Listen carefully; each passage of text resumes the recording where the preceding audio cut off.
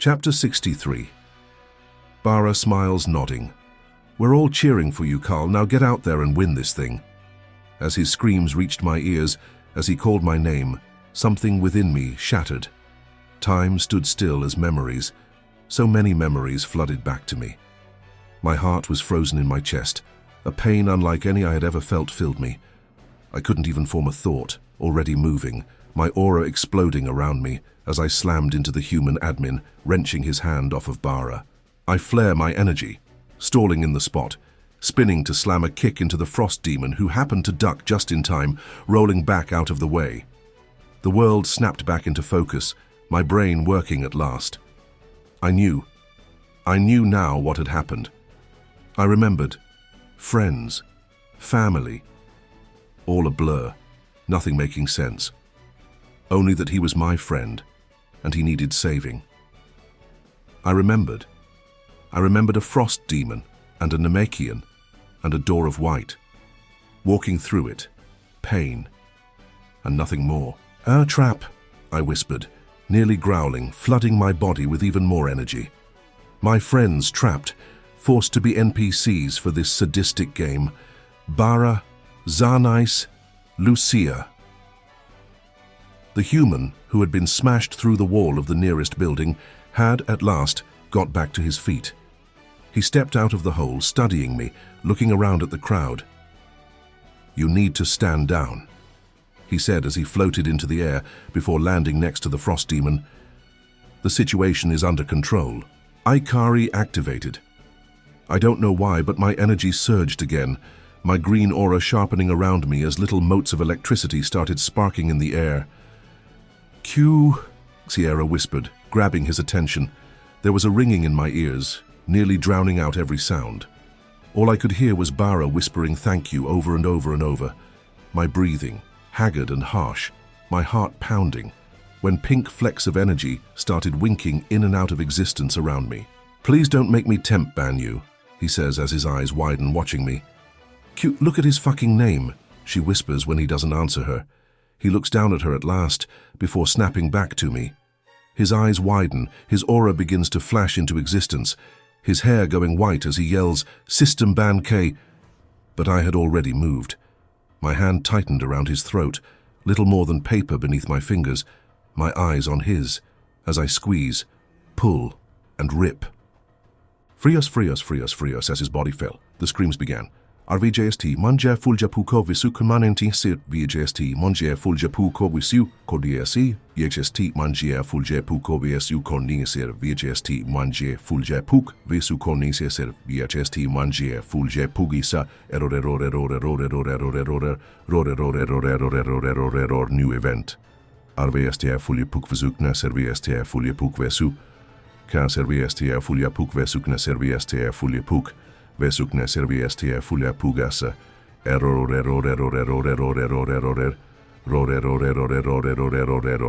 Free them. SRVJST on J full JPU KVSU K9 SRVJST on J full JPU KVSU.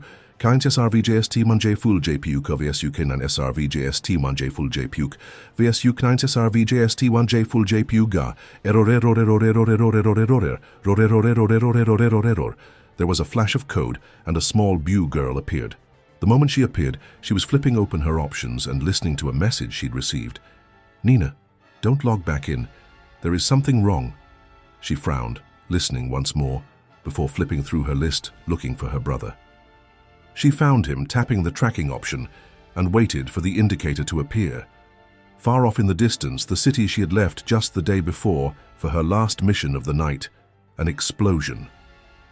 As it grew, an indicator appeared, pointing towards the city marked Yamato. "Fuck!" She took off, flying as quickly as she could. The air was filled with other players, some hurt, others helping the injured. More explosions filled the air, reminding her heavily of the old war videos her dad had enjoyed so much. Distracted, she ran into someone, smashing flat against them. "Hey!" she yelled as she bounced off. "What's happening?" "Huh?" the Namekian asked, blood dripping down his face. The fucking NPCs have gone crazy. No one can log out. It's a fucking war zone." "What?" she yelled, startled. What the fuck does that mean? He blinks before shoving past her, taking off once more, heading away from the city. She stares for a moment before turning back towards the city. For some reason, inside, she feels a sense of apprehension. As she flies, she tries to talk to several other people, but it's clear most have no want or need to stop. Finally, she approaches the city outskirts, an involuntary gasp escaping her. Buildings had collapsed, destroyed. Bodies lay everywhere, torn apart, burnt, little more than ashes. Crowds of people ran or hid, fights breaking out all over the city. Sue was shaking, watching the havoc below as she tried to spot her brother. Instead, she found someone else. "Cool," I heard from behind me, causing me to whip around. The Saiyans, my friends, turned with me, moving to intercept the little Meijin girl. "Stop! She's a friend!" I yell out, finally recognizing her. It was hazy. It felt so long ago, but I knew her. "Sue!" I yelled as she landed. "Sue, you need to help me. They've trapped us." "What?" she yelped, suddenly seeming to see the crowd around us. "Cool, what is happening?" "To the game, Sue. It's a prison or something. We're trapped. The NPCs. Sue, I lived an entire life with them. They are people, Sue. We've been here for years, I think. I knew I sounded crazy, but she was the only person I knew, the only person to help me when I awoke in this nightmare. You need to log out. Tell someone. Please, I can feel the game. It's unstable. Every time someone dies now, it grows and grows. Please. I don't want to crash it with us all logged in. That nearly killed me once, I think, but I will if I have to." "Carl." Oh my God," Sue gasped, leaning back slightly, looking at me as though seeing me for the first time. "You're the Klldarkness. You're the, I don't know what you're talking about, okay?" I snapped back. "Please, just help me, Sue." "Carl, listen to me. This isn't a prison. You were in a prison, but you saved—" She started, but exploded, as someone smashed through her, aiming to attack me. With a swipe of my hand, he was gone, ashes in the wind, as I could feel my pulse in my head again. It only took a moment, but she reformed, a look of horror on her face and of realization. "Carl, she's not going to help us," Bara says from my side. "Sue?" I ask. "Please, just log out and get us help. Call the media." I need to find my brother first, Klal. Then I'll log out, I promise," she says, watching Bara closely. Just let me find my brother first." Something in her eyes tells me she is lying. Something there tells me it's wrong. As I speak up, a ball of blazing energy slams into my back, exploding around me, taking Bara and several others with it. I knew he wasn't dead, just waiting for the game to start again. But something inside of me snapped further. "Warning, loss of control is imminent." I blinked and the city square was gone, burnt to ash. I was screaming, seeing my body from the third person. My aura swirled around me, a mixture of gold, pink, green, white, and red, as my hair shifted along with them. My energy was pure acid, devouring me and all around me. I screamed, my rage engulfing everything, a feeling of disconnection, my body so far away. The brave ones, the players that sought to stop. They appeared, so many rushing to their deaths. With a snap, I was back in my body, seeing out my eyes as those that attacked were burned to ashes in a neat circle around me. "Free us!" I screamed. "Free us, or I will destroy it all!" I blinked and... "Stop!" The voice behind me, somehow familiar, somehow strange as it once again fell on my ears, shook me from my reverie. I could only stare at the bodies, ash piles that wavered in the wind. Around me, my body racked with tremors, so many that had tried to stop my path forward. I turned to face the man, so normal-looking in this world of monsters. "I will only say this once more," I said, the energy in my voice crackling in the air between us. "Release me, and the others trapped here, or I will kill everyone. I can feel the instability in the system now. Every death brings this game closer to ruin. Release us, or I will destroy it all." The man, whose eyes were both filled with equal measures of pain and pity, could only study me. Those fucking eyes! With a snarl, I snapped my hand up, pumping it full of energy as my hair shifted, turning into pink glass that shattered. With a roar, my hand was filled with trillions of units of energy, enough to devour this world and all that remained within, however many that was. My aura was fire, a mixture of red, gold, white, green, and pink. My energy somehow only continued to grow, was too long for me to even count the zeros without losing count. "Last warning!" I yelled as the ground around me swirled, breaking down into little more than dust. Sparking as the very atoms were destroyed, only my considerable energy held the destruction back. My vision blurs, two versions of him seeming to mix. Without his mouth even moving, I hear his voice as though from far away, mixing as he speaks. "I'm so sorry that it has to be this way, Cleese.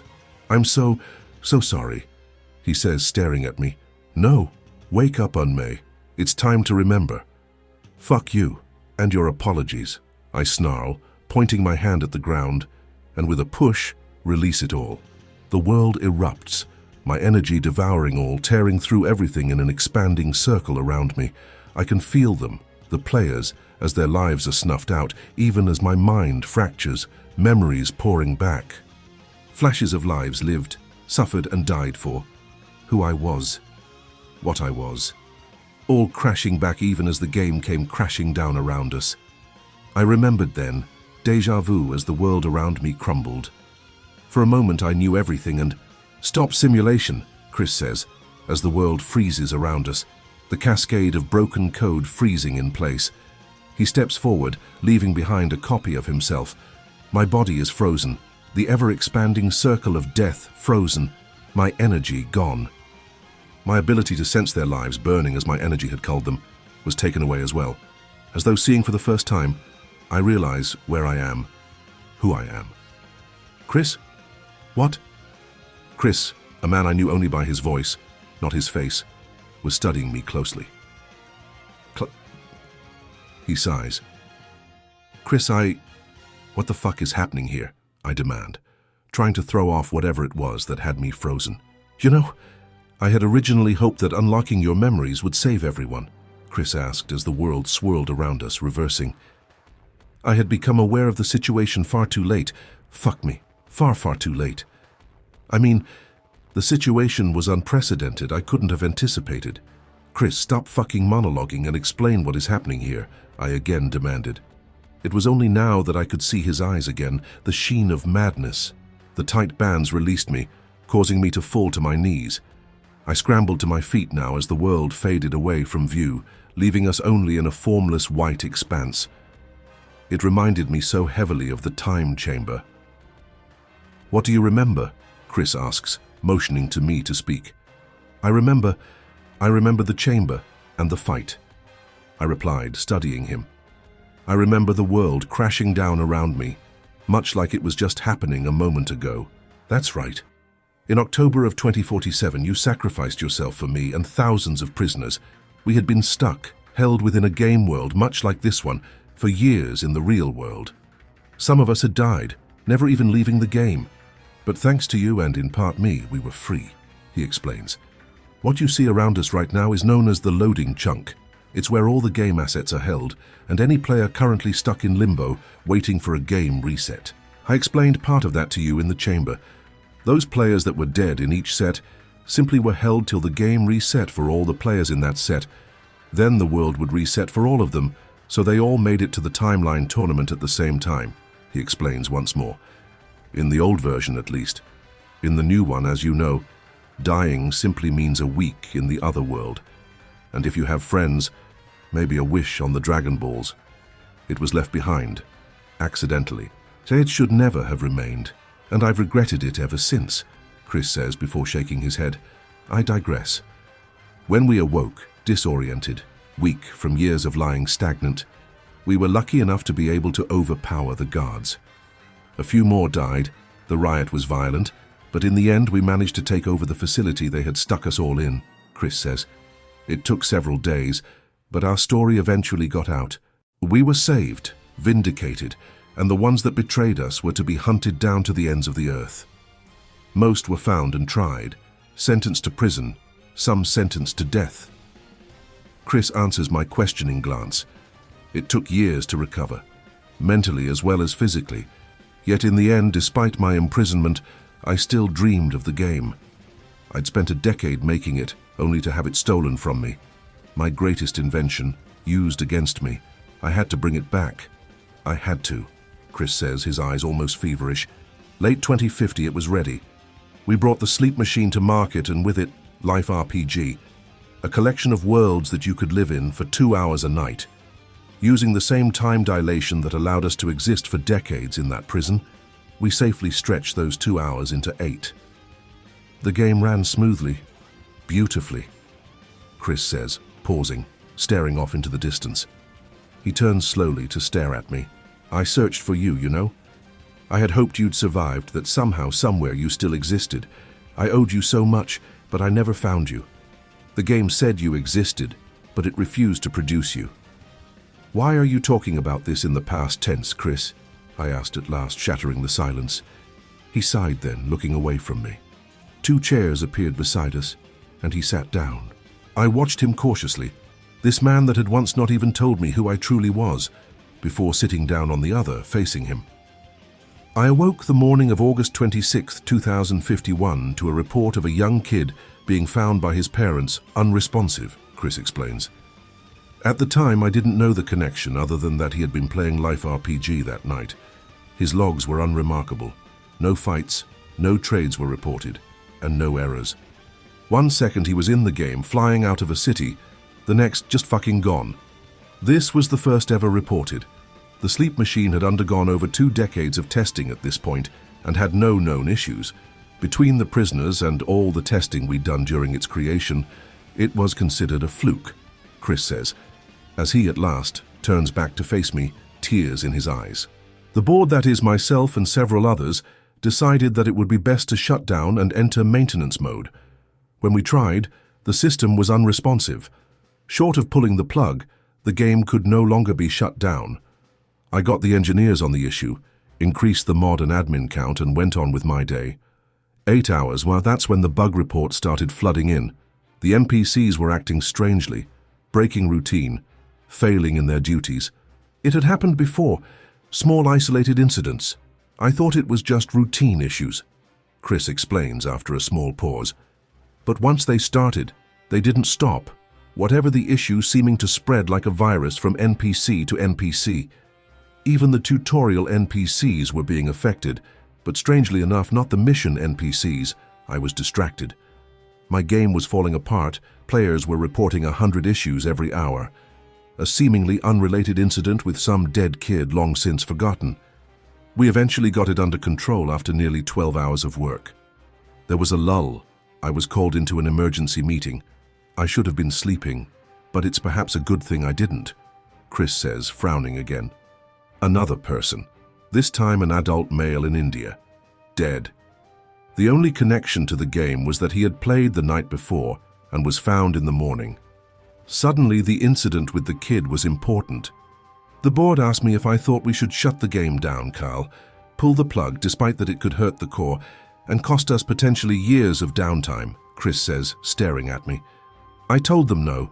There was no chance this was related to us. We had billions of players. It was only a matter of time before someone fell ill while playing or even died. That was my first mistake. That meeting lasted only 2 hours, Kl, and in that time the NPC revolt began, Chris says, his eyes darkening. We were unreachable, considering the seriousness of the meeting. No one had the authority to shut the game down outside of myself, the board, or the lead admin, your third victim. My heart, thudding in my chest since he began speaking, had stopped. I'd remembered by now, his explanation resonating with me. The past week had been hazy, compared to the years and years I'd spent in the game before. His words, however, pushed them to the forefront. The human that had tried to kill Bara, I'd ripped his throat out, simply to remove him from my presence. I started, but my mouth snapped shut at a wave of Chris's hand, the bands of invisible energy tightening, holding me to the chair. I was trapped. Shh! You wanted an explanation, so let me explain, Chris says, his voice heated. By the time I was aware we had already lost control, we were unable to close the system down. Someone was forcefully holding the game open. Something had taken over. I had thought it was a virus. Some code was ravaging the system, moving from NPC to NPC to the system and back. More bodies were being found. I decided then to pull the plug, to shut it all down, no matter the damage. But I didn't get the chance. The news had caught on almost immediately, as the bodies started to pile up. It only took an hour before the police were at our doors, attempting to get in, blocking anyone from leaving. With the main server off-site, unreachable now, I did the only thing I could and entered the game. I knew that I could die, but I had no choice, and whatever had happened needed to be stopped. And there I found you, surrounded by bodies, laughing. A ball of energy strong enough to destroy it all held in your hands, Chris says, shaking his head as he turned away. For a moment he was silent, a single tear falling from his left eye. Chris, you just stopped me, I cried out, struggling against the tightening bands. Chris, fucking tell me you're lying. You just stopped me, Chris. You paused the game so it couldn't be real. There was a pause before Chris turned back to me, tears in his eyes. That wasn't the game, Chris explains, reaching up and wiping his eyes. Silence, blessed silence. So much could be said into silence if you were willing to break the beauty. Into this silence I broke. What are you saying? The game crashed then. As more players died, the system finally collapsed beneath the weight of the system errors. I awoke to handcuffs, Chris says, frowning down at his hands crossed in his lap. A trial was held. You, me, and others as defendants. If anyone could be held responsible for the deaths, it would be us, Chris explains, a blankness to his eyes. I defended you. I knew inside that it wasn't your fault, that the you that awoke within the game was little more than a shell. 2 years, many days of trials, and somehow many more experts in AI, and we were sentenced. I had made a plea, a suggestion that I've sometimes regretted, but would make again if I had to. I owed it to you, yet you sacrificed yourself for me. It was only right that I did the same, Chris says as he gets to his feet. The judge took my suggestion. He understood that what happened was not our fault, that it could not have been prevented, that circumstance had been out of our control. I had offered to rehabilitate you, Chris says at last. The you that was met in court was insane. The videos of your actions in stark contrast to that of the original game, something that at this point was known around the world. The you from prison would not have killed, knowing that it was permanent. That had it not been for a system error that allowed the loading chunk to remain, and an error in your coding, an infection that spread to the NPCs you came in contact with, that those killed by you were deposited there to wait for a game that could not ever begin, that the system would recognize out-of-place data and wipe it from existence, killing those within. I knew that the you that sacrificed himself for me was still within you, that the monster left laughing on the stand when you learned what you had done was not him, Chris says as he motions all around us. So I was forced to design a new prison. We relive the events of our final week, over and over, with ever subtle changes. You within the game world, me within a simulation of the real world, allowing us to make small changes, make different choices, until we finally make the right choices. Only then can we be freed. Tears poured from my eyes, the horror of what he said falling upon me. We're trapped again. Sue, she, I ask, the words spilling forth unbidden. She died, yes. You killed her when you lost control at the death of Bara, Chris explained. I'm sorry. I know she meant a lot to you, being the only person you trusted. How many? I ask, my voice shaky as he walked over to me, the chair I sat upon disappearing, the invisible bands of energy forcing me to my knees. He looked down at me deep into my eyes before speaking. The game crashed after just over 2,000. In the end, you saved many more lives than you took between the two games.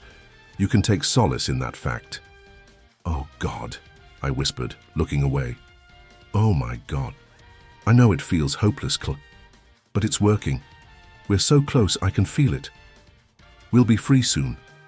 I just know it, Chris says as he places his palm on my forehead. How could you even think that? I ask, looking up to meet his eyes. I just repeated it all over again. You're the first to ever show regret, Clum, he says, a small smile touching his face. You're the first to ever actually care. I could see it then, at last, the monster that I had been, killing indiscriminately and laughing when I'd learned what I had wrought. Chris, please don't do this to me again. Don't make me kill all those people, please, I begged, my heart pounding in my chest. Just kill me. Destroy me. Please. I'm sorry that it has to be this way, I'm so sorry, he whispers as his palm grows warm on my forehead. Be thankful that at least you won't ever remember it. That when we awaken, it will be like this never, ever happened. System. Chris, no! Begin code remembrance. 2063. There is a soft flash of light and code as a short female Majin appears, blinking rapidly in the harsh sunlight. She shakes her head, her little head doodly-dad shaking softly along with it. She brings up her wrist, a menu appearing that only she can see. She clears an update notice from the owner, Chris, on the new update before switching tabs to check her current tasks. Let's see. I need to collect 12 more skins for that dumb fetch quest, and then I should have enough XP for level 5, she announces happily. She closes the menu before reaching out with her senses, searching for the giant boars that frequently roam the lands in this area. It takes her only a moment to track them down, and she takes off, running swiftly through the hills in their direction. It only took her an hour to track down what she needed, and she quickly packed up to head back into town. She only had 7 more hours of time dilation before she would be auto-kicked from the game. She hated that the game only allowed her to play for 2 real-time hours, but she understood that the technology was still new. She was thankful that the game managed to stretch that 2 hours into 8 within the game, and all while she was asleep. She would log out and sleep till morning, retaining the memories of everything she did in the game. It was quite ingenious. She hopped into the air, her aura sparking around her as she rocketed through the sky. She couldn't help but giggle as she did several flips and loops. She wasn't interested in the fighting aspect of the game, but she was at least getting into it. If she was lucky, she would qualify for the following week's amateur tournament and could win some prizes. The flying, however, would never get old. As she rocketed over the forest towards the nearest city, she spotted something out of the corner of her eye that brought her to a stop. "Whoa, what's that?" she said as she dropped swiftly to the ground. She landed softly, bending her knees to absorb the shock, hopping slightly. She loved flying, but landing certainly left much to be desired. A bit more practice, maybe, she thought as she approached what she had seen. Laying on the soft grass was a young boy, early teens at the oldest. His body was covered in injuries, fresh and old. His clothes, what remained at least, reminiscent of what the Namekian players wore yet of a slightly different design, was soaked through with blood. The pants were destroyed, both pant legs burned away at the thigh. "Hey, are you okay?" she asked quietly, after checking to see that he was breathing. She nudged him slightly, speaking slightly louder. "Hello?" The young boy jerked awake with a gasp, his aura sparking to life around him as he jumped to his feet. There was a hard buffet of wind as his power pushed everything around him away, even launching the poor Majin girl away, where she splattered against a tree. The boy's aura died down as he fell to his hands and knees, vomiting, breathing heavily. He looked around wildly, studying the world around him for a moment. "What the fuck?" he whispered, pushing himself to his feet. "Hey, what's the big idea, idiot?" the Majin girl yells as she reforms. "Why would you do that? I was just trying to help you, you dummy." The boy stared at her wildly, confusion painting his face. He blinked rapidly, wiping his mouth before speaking. Who are you?" he asks at last. "What? Oh, right, sorry," she replies, bouncing slightly. "My name is Sue, nice to meet you." Sue He froze, a blank look on his face. He seemed to be struggling to speak, a word on the tip of his tongue before he finally spits it out. "A female boo?" he asks, a weird look on his face. "Did you lose a bet or something?" "How rude," she yells as steam pours from the holes on her arms and head. "I'll have you know that I love my name." "And what, pray tell, is your name, Mr. High and Mighty?" He looked startled at her outburst, before smiling as he found her funny. He shook his head before replying, "I see, He paused, frowning, seeming to mouth a few different words, before finally speaking up. "My name is